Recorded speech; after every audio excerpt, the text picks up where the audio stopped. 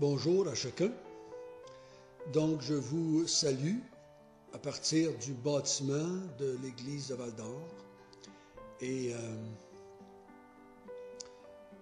je suis assis à un endroit où c'est là qu'on mange, c'est là qu'on prend nos soupes du dimanche midi.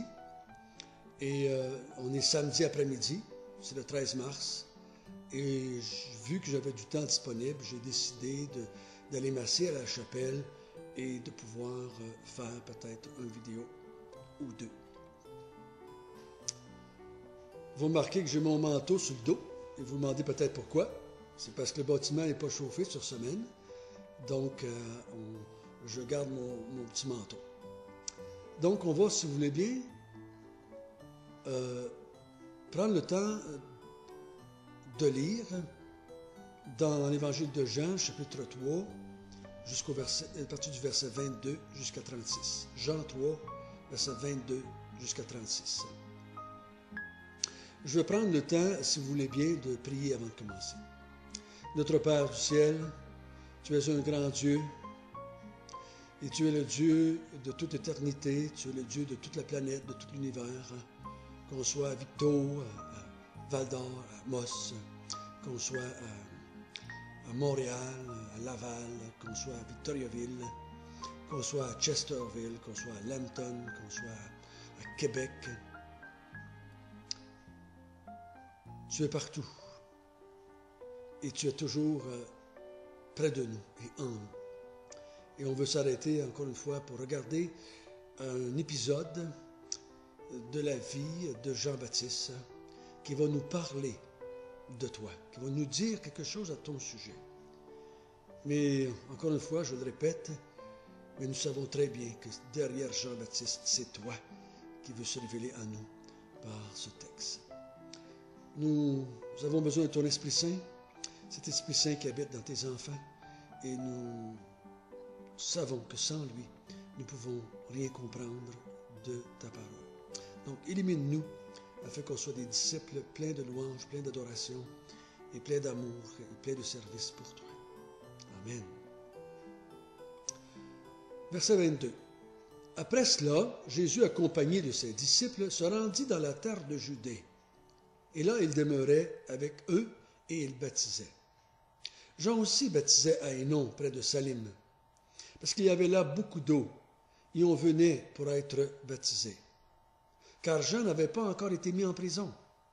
Or, il se leva de la part des disciples de Jean une dispute avec un juif touchant la purification. Il vint trouver Jean et lui dire, « Rabbi, celui qui est avec toi au-delà du Jourdain et à qui tu as rendu témoignage, voici, il baptise et tous vont à lui. » Jean répondit, « Un homme ne peut recevoir que ce qui lui a été donné du ciel. Vous-même m'êtes témoin que j'ai dit, je ne suis pas le Christ, mais j'ai été envoyé devant lui. Celui à qui appartient l'épouse, c'est l'époux, mais l'ami de l'époux qui se tient là et qui l'entend éprouve une grande joie à cause de la voix de l'époux.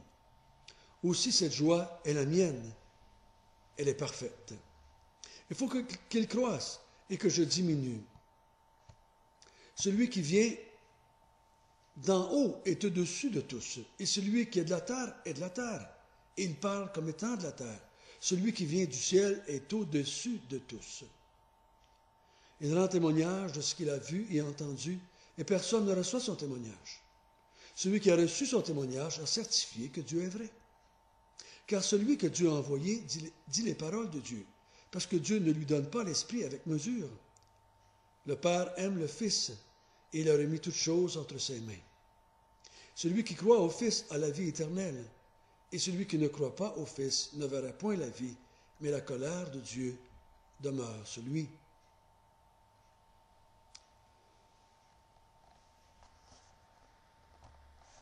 Ceci se passe après la rencontre de Jésus avec Nicodème, et on a vu au verset 25 qu'il y a une dispute ou un dialogue entre un disciple de Jean et un juif par rapport à la purification, par rapport au baptême. Je crois que c'est ça que le mot purification veut dire ici. Et là, ils ont demandé à Jean, Jean, le gars que tu nous as dit de suivre s'est rendu qu'il fait plus de disciples que toi et il baptise plus de monde que toi. Et Jean va répondre. Il dit au verset 27, je vous l'ai dit, je ne suis pas le Christ. J'ai été envoyé devant lui. Je suis seulement que l'époux ou l'ami de l'époux. Je ne suis pas l'époux. Et il dit, mais l'ami se réjouit de voir que l'époux rencontre son épouse. Il dit, moi, ma joie est parfaite de savoir que plus de monde qui le suit, lui, plus de monde qui se font baptiser par lui ou ses disciples, ça me réjouit. Parce qu'une chose doit arriver, c'est que lui, il doit croître en popularité, il doit croître en gloire, et moi, je dois diminuer. Moi, je dois disparaître. Toute la place doit lui revenir. Et il va expliquer pourquoi. Donc, je relis le verset 30. Il faut qu'il croisse et que je diminue. Et mes frères et sœurs, je vous encourage à dire avec Jean-Baptiste, il faut qu'il croisse et que je diminue. Il faut de plus en plus qu'il prenne la place.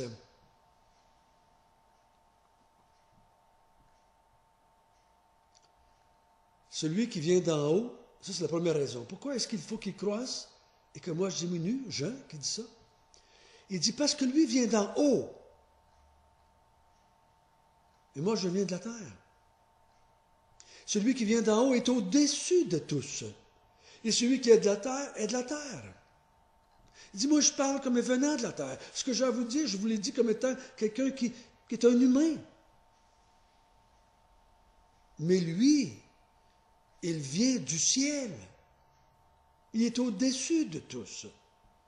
Oh, toute une déclaration. Dans le chapitre 3, à Nicodème, c'est Jésus qui dit, je suis d'en haut, moi.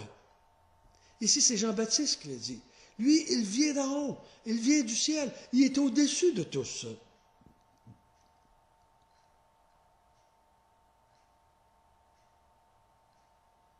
Car celui que Dieu a envoyé dit les paroles de Dieu. Il dit, lui, il vient d'en haut, et c'est le Père qui l'a envoyé. Il dit, et le Père, il dit au verset 34, et le Père lui donne l'Esprit sans mesure.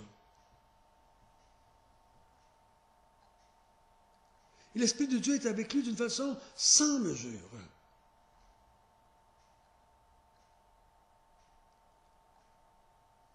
Si l'Esprit de Dieu est en lui sans mesure, et que lui vient d'en haut, et que c'est le Père qui l'a envoyé, on voit là une belle pensée pour la Trinité.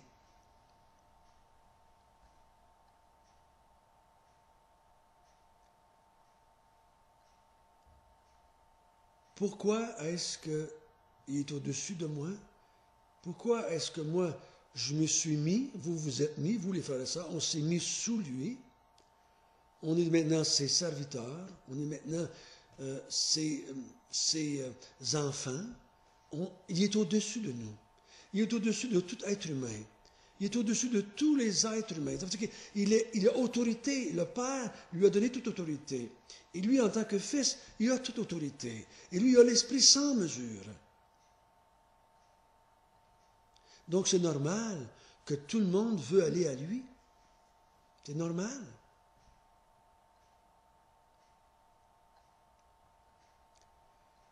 Et pourquoi est-ce que vous devez le suivre et non pas me suivre? Il dit qu'au verset 35, le Père a remis toutes choses entre ses mains. Et au verset 36, celui qui croit au Fils a la vie, et celui qui ne croit pas au Fils ne verra point la vie, mais la colère de Dieu demeure sur lui. Jean dit, moi, si vous avez de la misère avec moi, si vous avez de la misère avec mon enseignement, ça peut aller. Mais si vous ne croyez pas ce que lui va dire, la colère de Dieu va s'abattre sur vous. Mais si vous croyez ce que lui va dire, ce que lui va faire, vous avez la vie éternelle. Aucun homme ne peut dire ça. Et moi, je ne peux pas dire ça d'aucun homme. Pourquoi est-ce que toutes ces paroles à lui sont vraies? Pourquoi est-ce que lui, si je crois en lui, si je l'écoute, si je mets ma foi en lui, j'ai la vie éternelle? C'est parce qu'il vient d'en haut. Avant de naître sur la terre, il était dans la présence de Dieu, il était avec le Père, il était avec le Saint-Esprit. Et il est descendu sur la terre pour nous sauver.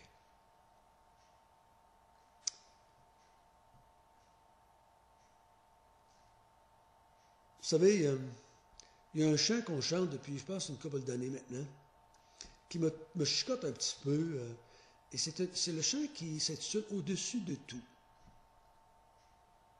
Au-dessus des nations, au-dessus des princes, au-dessus des rois, au-dessus des royaumes. Puis dans ce chant-là, on dit que Dieu nous aime, ou que Jésus nous aime par-dessus tout. Je ne suis pas sûr que c'est vrai, ça. Que Jésus nous aime par-dessus tout. Jésus aime son Père par-dessus tout. Ici, il y a une chose qui me frappe depuis quelques années. C'est ce qu'au verset 35, c'est marqué « Le Père aime le Fils ». Et ailleurs, je pourrais vous montrer que le Fils aime le Père. Il aime tellement le Père qu'il vient sur la terre. Il accepte d'être envoyé. Volontairement, il vient afin de sauver un peuple, afin de vous sauver, vous et moi, pour qu'on puisse servir le Père et adorer le Père. C'est ça la raison d'être de sa venue. C'est pour ça qu'il s'est humilié et est devenu un être humain.